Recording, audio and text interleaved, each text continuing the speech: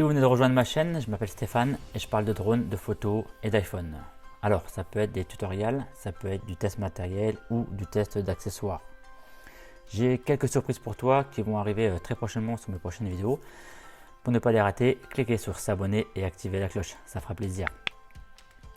Aujourd'hui, je vais vous donner 10 conseils pour débuter avec un drone et je vais vous parler de réglementation en 2022. Qu'est-ce qu'il faut pour faire voler un drone loisir? Parce que je suis télépilote amateur, loisir, et j'aime bien partager ça avec vous. C'est d'ailleurs pour ça que je propose des tutoriels destinés aux drones loisirs depuis 2 ou 3 semaines. Que ce soit pour la prise en main d'un nouveau drone ou alors pour améliorer vos techniques de pilotage. Alors, la première chose à faire en 2022, même avant, si vous souhaitez piloter un drone, c'est de vous enregistrer sur la plateforme Alpha Tango. Je mettrai le lien dans la description où là, vous allez vous enregistrer en tant qu'exploitant US. Alors, US, ça veut dire aéronef télépiloté, sans personne à bord. Dans cette vidéo, je vais employer le terme drone, même si en théorie, on inclut l'aéromodélisme dans cette réglementation. Mais pour simplifier, je vais vous dire drone parce que je vais me concentrer essentiellement sur le vol avec un drone tel qu'on le connaît. Alors, cet enregistrement en tant qu'exploitant sur Alpha Tango, il est obligatoire que vous pilotez un drone de plus ou moins 250 grammes à partir du moment où il est équipé d'une caméra et donc d'un dispositif pour faire de la prise de vue. Eh bien, vous devez être soumis à cet enregistrement, donc l'enregistrement sur le portail Alpha Tango est obligatoire. Suite à ces enregistrements, vous allez obtenir un numéro d'exploitant. Et ce numéro, va falloir le poser sur votre drone ou sur vos drones si vous avez plusieurs drones. Il faut qu'il soit visible, le drone au sol, à l'œil nu. Maintenant, il est toléré de pouvoir le mettre dans l'espace, par exemple, logement de la batterie, si vous n'avez pas d'espace pour l'inscrire ailleurs. Et ce numéro sera le même pour tous vos drones. Si vous avez un drone de plus de 800 grammes, il faudra poser un numéro supplémentaire qui est le numéro USFR. Ensuite, il va falloir respecter les zones de vol. Donc en 2022, même avant, avec la réglementation européenne, la hauteur maximum par rapport à un point de décollage, c'est 120 mètres. Puisqu'on a des règles nationales également à respecter qui peuvent être différentes, et donc on peut avoir des plafonds qui vont de 30, 50, 60, 100 mètres ou 120 mètres au maximum. Donc pour ça, il faut vous référer sur la carte Géoportail, qui est la référence officielle destinée aux drones loisirs.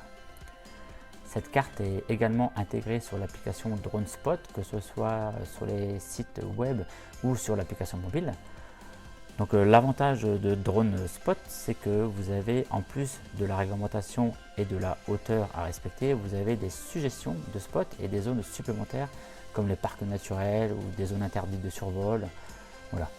Donc tout ce qui est en rouge, c'est interdit aux drones de classe Open, ce qu'on appelait en 2022 les drones loisirs.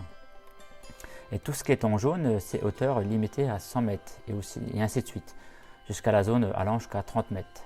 Donc pour ça, il faut que bien vous soyez enregistré sur les cartes de Géoportail ou sur l'application Drone Spot. Donc cette classe ouverte, vous allez donc devoir respecter des zones de vol, notamment le vol en agglomération est interdite, sauf dans l'espace privé, c'est-à-dire soit parce que vous êtes chez vous, soit parce que vous êtes chez quelqu'un et le propriétaire vous a autorisé à voler dans sa propriété. Alors avec des petites nuances, puisqu'il va falloir respecter une hauteur. Alors la DGAC précise, c'est 1 pour 1, c'est-à-dire que par exemple, vous êtes à 1 mètre de hauteur, il faut que vous soyez à 1 mètre de distance latérale de la parcelle, c'est-à-dire de la clôture par exemple. Si vous êtes à 5 mètres de hauteur, il va falloir que le drone se situe à 5 mètres horizontalement de la clôture. Ça limite les risques de perte ou de perte de contrôle et d'échelle voisin. Donc en agglomération ou sur des terrains privés, il y a possibilité de voler en respectant cette hauteur. Maintenant, il faut également vérifier sur la carte Géoportail si la zone est rouge interdite parce que vous êtes dans une agglomération ou si c'est parce que c'est l'emprise d'une zone aérienne ou une zone réglementée. Donc pour ça, il faut aller regarder sur la carte Géoportail et voir si c'est la délimitation d'une agglomération ou alors si c'est la délimitation d'une emprise, d'une zone réglementée avec bien sûr une exception pour la zone de Paris où il est totalement interdit de décoller en agglomération même si c'est un terrain privé. Alors ensuite, il ne faut pas survoler de personnes autres que vous en tant que pilote ou éventuellement quelqu'un que vous filmez et qui est au courant, qui fait partie de la mission de votre vidéo, qui est au courant des mouvements et du déplacement du drone. Mais au-delà de ça, il ne faut pas survoler de personnes et encore moins de groupes de personnes. Il y a une tolérance pour les drones homologués de classe C0 ou alors de moins de 250 grammes, où il y a un petit astérix dans le guide de la DGAC qui dit survoler des personnes avec un aéronef de classe C0 ou de masse inférieure à 250 grammes est toléré, mais cela devrait être évité autant que possible et lorsque ce n'est pas le cas, de grandes précautions doivent être prises. Donc concrètement, le mieux c'est d'essayer de prendre un maximum de précautions pour éviter les incidents. Alors, le vol de nuit est bien entendu interdit dans cette classe open, anciennement appelée loisir. Donc vous pouvez décoller une demi-heure avant le lever du soleil et vous devez vous poser une demi-heure après le coucher du soleil. Il faut également garder le drone tout le temps à vue. Donc être tout le temps en mesure de savoir où se situe votre drone et dans quel sens il se déplace. Alors, il faut savoir qu'un Magic 2, je crois, qui est quand même assez conséquent et au-delà de 250-300 mètres, ça commence à être déjà très compliqué de savoir dans quel sens il se déplace. Donc tout ça, c'est pour éviter, pour prévenir d'une éventuelle collision, que ce soit avec un aéronef habité ou non, ou même un oiseau par exemple. Vous devez toujours être en mesure de voir l'espace dans lequel se déplace votre drone. C'est d'ailleurs pour ça que je ne ferai jamais de test de distance de portée sur ma chaîne, puisqu'en France, même en tant que pro, la distance en scénario S1, c'est 200 mètres. Donc c'est pour vous dire qu'au-delà de 300 mètres en utilisation open ou loisir, au-delà de ça, ça devient dangereux puisqu'on ne visualise plus le drone et on n'est plus en mesure d'éviter une éventuelle collision. D'ailleurs, le drone n'a priorité sur rien puisque si on croise par exemple un aéronef habité, ça peut être un hélicoptère de la sécurité civile, ça peut être un parapente, un ULM qui vient se poser, et bien là on doit dégager et aller se poser pour ne pas risquer justement une collision avec un autre aéronef.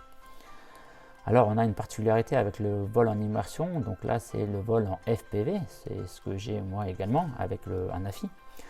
On a le masque donc sur les yeux et on ne voit pas le drone directement à vue. Donc là par contre il faut voler avec un observateur. C'est-à-dire qu'il y a une personne qui doit être à côté de vous et qui doit observer l'espace aérien pour vous informer d'une éventuelle présence. Alors quand vous faites du vol en FPV, en théorie, d'après la réglementation, vous devez toujours être à deux et avoir un observateur à vos côtés. Ensuite, à partir du moment où on est dans un espace aérien autorisé, on peut voler à partir du moment où on a gardé le drone à vue. On peut survoler des propriétés privées puisque l'espace aérien n'appartient pas aux propriétaires terriens, mais il faut quand même respecter la vie privée des personnes. Donc on ne peut pas faire des prises de vue de personnes ou même de bâtiments où on pourrait identifier clairement à qui il appartient et des choses comme ça. Il y a un texte de la DGAC qu'on peut trouver, c'est le survol des propriétés privées est autorisé, mais de manière à ce qu'elle n'entrave pas l'exercice du droit du propriétaire. Et on n'a bien sûr pas le droit de faire de prise de vue de personnes qui seraient chez eux dans leur propriété privée. C'est du bon sens, c'est logique. Alors on a le droit par exemple de photographier un château au loin, une maison, on voit juste le château par exemple et à quoi il ressemble. Maintenant, on n'a pas le droit de s'approcher et de survoler et de faire des prises de vue sans l'accord du propriétaire. Ensuite, au niveau de l'âge légal, c'est 14 ans minimum, c'est-à-dire que si vous voulez faire voler un drone qui n'est pas un jouet, comme un Anafi, un DJI Mini 2, c'est pas un jouet, et il faut avoir 14 ans minimum. Si vous avez moins de 14 ans, il faut que quelqu'un soit avec vous, donc quelqu'un qui soit qualifié ou qui ait plus de 16 ans et qui vous permette donc d'être responsable de votre vol. Ensuite, on va parler du signalement électronique à distance. Alors, c'est un signal que le drone émet en Wi-Fi qui est détectable ou décodable par les autorités et qui vont permettre d'identifier le télépilote et la vitesse de déplacement et l'orientation du drone. Alors, il y a deux signalements électroniques, je crois. Il y a le français et il y a l'européen. Alors, si votre drone fait moins de 800 grammes, vous n'êtes pas concerné par le signal français. Si votre drone fait plus de 800 grammes, donc comme un Mavic 2, il me semble, par exemple, eh bien là, vous devez être équipé d'un signalement électronique à distance pour la réglementation nationale. Donc là, c'est la réglementation française qui s'applique si votre drone pèse plus de 800 grammes et qui n'est pas équipé nativement du signalement électronique à distance. Dans l'application, il faudra lui apposer une petite balise supplémentaire. Là, il faut vous référer à votre documentation du drone, voir s'il y a ou pas, ou s'il y a une mise à jour par le constructeur. Et qui permettent donc l'émission de signalement à distance pour les drones de plus de 100 grammes. Alors, autre point réglementaire, c'est la formation ou le QCM théorique. Donc, si vous avez un drone de moins de 250 grammes, vous devez vous enregistrer, comme je disais tout à l'heure, en tant qu'exploitant US. Donc en tant que télépilote drone, mais vous n'avez pas l'obligation de passer un QCM et d'avoir un examen sur le portail Alpha Tango. Même si ça n'engage à rien, vous pouvez le faire, c'est gratuit. Moi je vous encourage à le faire, mais si vous avez un drone de moins de 250 grammes, vous n'avez pas d'obligation de passer ce petit QCM. Si vous avez un Anafi par exemple, donc qui fait plus de 250 grammes, eh bien vous devez passer cet examen. Cette formation, vous devez la suivre sur le portail Alpha Tango. Donc pour ça, il vous suffit d'aller sur le portail et de vous créer un compte, de suivre la formation. Il faut suivre bien toutes les étapes de la formation avant de pouvoir passer à l'examen. Vous pouvez passer l'examen autant de fois que vous le souhaitez, jusqu'à ce que vous obteniez cet examen. Et une fois que vous l'avez validé, eh bien, vous recevrez une attestation qui est valable pendant plusieurs années et qui vous permet d'attester que vous êtes bien formé à la pratique du drone. Et si votre drone fait plus de 500 grammes, il va falloir même passer un examen supplémentaire qui est le BAPD, c'est un brevet d'aptitude au pilotage de drone, je crois. Cet examen supplémentaire n'était pas encore présent sur le portail Alpha Tango au moment où j'ai passé moi mon examen. Donc ça va devenir, à mon avis, où il est déjà, mais pour le moment, voilà, vous aurez un petit examen supplémentaire à passer pour les drones, donc plus de 500 grammes. Maintenant, je ne sais pas exactement à quoi elle correspond. Alors, petite précision par rapport au poids, c'est le poids total en vol, c'est-à-dire que c'est le drone en mode de vol avec ses batteries, ses accessoires, voilà, on le met sur une balance et c'est ce qui détermine donc le drone, par exemple.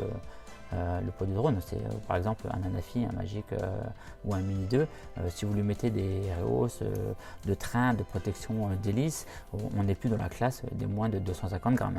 Donc c'est vraiment le poids total volant qui fait foi par rapport à la réglementation. Ensuite, la DGAC, donc la Direction Générale de la Réalisation Civile, précise que vous devez vérifier dans quelle mesure vous êtes assuré que si vous provoquez un accident, par exemple votre drone perd le contrôle, vous percutez un poteau électrique, et eh bien là il va falloir payer les dommages pour réparer ce poteau téléphonique. Donc soit c'est votre assurance, la responsabilité civile habitation qui vous couvre dans le cadre de votre activité drone loisir, ou soit c'est pas le cas et là vous devez souscrire une assurance dédiée pour 25 € je crois par an. Vous pouvez avoir ça. Enfin, après là il faut vous renseigner auprès de votre assurance ou regarder sur internet. Alors c'est aussi une des nouveautés depuis 2021, contrairement à 2020, on n'a plus la distinction entre l'activité professionnelle, l'activité particulière ou l'activité loisir. À partir du moment où vous volez en classe ouverte avec un drone qui correspond aux normes demandées, vous volez dans cette classe-là. Eh bien vous pouvez faire des prestations commerciales, c'est-à-dire vous allez pouvoir faire des prises de vue pour le compte d'une association ou pour le compte d'une entreprise. Vous allez pouvoir monétiser et partager vos vidéos sur les réseaux sociaux avec une rétribution derrière. Donc ça ne posera plus de problème puisque maintenant on parle de notion de risque et non plus de notion de professionnel de loisir.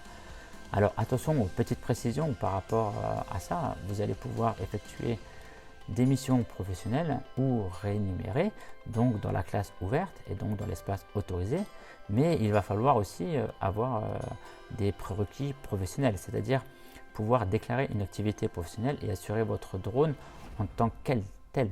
Alors cette réglementation, elle se veut européenne, c'est-à-dire qu'elle est valable en France, mais dans les autres pays européens, ce sont les mêmes règles qui vous sont appliquées, bien que chaque pays a aussi la main sur d'autres mesures supplémentaires, comme par exemple là en France, je vous disais le signalement électronique pour les appareils de plus de 800 grammes. Donc il faut quand même bien vous renseigner si vous allez dans d'autres pays, mais a proprio en Europe, ce sont les mêmes règles qui vont s'appliquer avec les fameux plafonds au maximum de 120 mètres de hauteur et les règles qu'on a évoquées durant cette vidéo. Et donc toute cette réglementation, si on enfreint les lois ou si on ne respecte pas, eh bien on peut risquer la prison, on peut risquer des amendes allant jusqu'à 75 000 euros, il me semble. On peut risquer la confiscation du matériel, donc c'est pas anodin. Et c'est pour ça que je vous encourage vivement à la respecter. Alors au final, cette nouvelle réglementation en 2022, elle n'est pas si contraignante que ça, je trouve, au contraire. Donc je peux comprendre que pour quelqu'un qui arrive dans l'activité se dise ah, ça fait peut-être des choses à apprendre, une formation, un QCM, c'est long.